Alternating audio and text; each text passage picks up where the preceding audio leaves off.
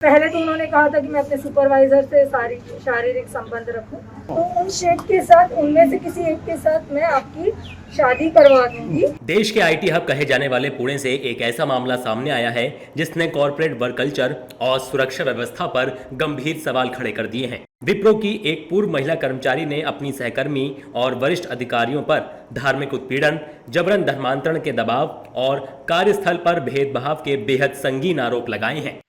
पीड़िता का कहना है कि उसे एक सोची समझी साजिश के तहत मानसिक रूप से प्रताड़ित किया गया और नौकरी छोड़ने पर मजबूर कर दिया गया। साथ ही कंट्री हेड के साथ शारीरिक संबंध बनाने और दुबई में शेख से शादी कराने पर मजबूर करने का भी आरोप लगाया गया है। पीड़िता ने अपनी सहकर्मी शाहिना रफीक और कंट्री हेड राम कुमार का नाम लेते हुए चौंकाने वाले खुलासे किए हैं। क्या है पीड़िता के मुख्य आरोप? पहले तो उन्होंने कहा था कि मैं अपने सुपरवाइजर से शारीरिक संबंध रखूं, ताकि वो मुझे दुबई जाने में मदद करे। क्या नाम उनका? सुपरवाइजर का कि शाहिना रफीक का? हाँ, तो सब नाम के साथ बताइए। शाहिना रफीक वो मुसलमान लड़की है जिसने मुझे पहले दिन से परेशान किया। हाँ, क्या परेशान किया वो बताइए अभी डिटेल में। उसने पहले दिन ही मुझे कॉल पे बहुत सारी व्यक्तिगत बातें पूछी और उस पर उसने मुझे ये कहा कि इतने तुम बहुत पढ़ी लिखी हो और जो सैलरी विप्रो दे रही है वो बिल्कुल ना के बराबर है। तुम उससे अच्छा है कि राम कुमार के साथ, जो कि मेरे कंट्री हेड थे, उनके साथ शारीरिक संबंध रखें एंड उसके थ्रू दुबई जाएं। दुबई में मेरे साथ बहुत शेख पहचानते हैं, तो उन शेख के साथ, उनमें से किसी एक के साथ मैं आपकी शादी करवा दूंगी। उससे आपको फाइनेंशियल ग्रोथ मिलेगी, सेक्सुअल, जो आप अभी अकेले रह रही हैं, सेक्सुअल सेटिस्फैक्शन मिलेगा, और बाकी जो सारी अड़चने हैं, अकेले रहना, अकेले ही सारे काम करना और अकेले ही सबको स्टेबल करना खुद को, वो सबसे आपको निजात मिल जाए। शिकायतकर्ता महिला का आरोप है कि नौकरी के पहले ही दिन से शाहिना रफीक नाम की महिला कर्मचारी ने उसे परेशान करना शुरू कर दिया था। वहां एक ऐसा नेटवर्क सक्रिय है जो हिंदू महिला कर्मचारियों को अपने जाल में फंसाने का प्रयास करता है। पीड़िता के अनुसार शाहिना ने उस पर कंट्री हेड राम कुमार के साथ शारीरिक संबंध बनाने के लिए लगातार दबाव डाला। शाहिना ने उसे लालच दिया कि इस संबंध के जरिए उसका ट्रांसफर दुबई करा दिया जाएगा, जहां उसकी शादी किसी अमीर शेख से करा दी जाएगी, जिससे उसे आर्थिक संपन्नता और ऐशो आराम की जिंदगी मिलेगी। महिला का आरोप है कि जब उसने इन अनैतिक मांगों और इस्लाम अपनाने के दबाव को मानने से इनकार कर दिया तो वर्क प्लेस पर उसका जीना मुश्किल कर दिया गया। उसे दो में से एक ऑप्शन चुनने को कहा गया, या तो उनकी मांगे मानो या फिर अपनी नौकरी से हाथ धो बैठो।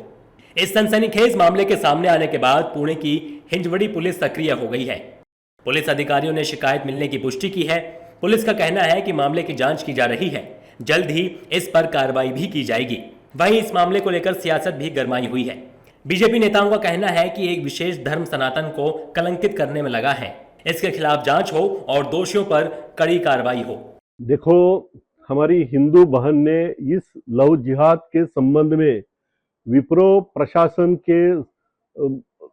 प्रशासन को कंप्लेंट की थी, लेकिन उसे नजरअंदाज किया गया।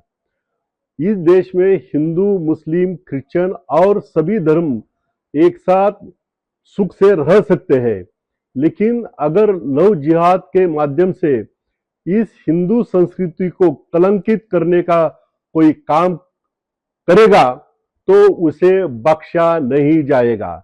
देखो, कैसा है कि दुर्दैव से कॉरपोरेट जगत के अंदर में इस प्रकार की चर्चा होती है। सच तो ऐसा है कि इसका इन्वेस्टिगेशन होना चाहिए, इसका प्रमाण क्या है, इसका परिणाम क्या हो सकता है। लेकिन यदि ये बात सामने आई है तो इसके तहत, इसके वजह से ऐसे सारे कल्चर के विषय को लेकर एक इन्वेस्टिगेशन होने की आवश्यकता है।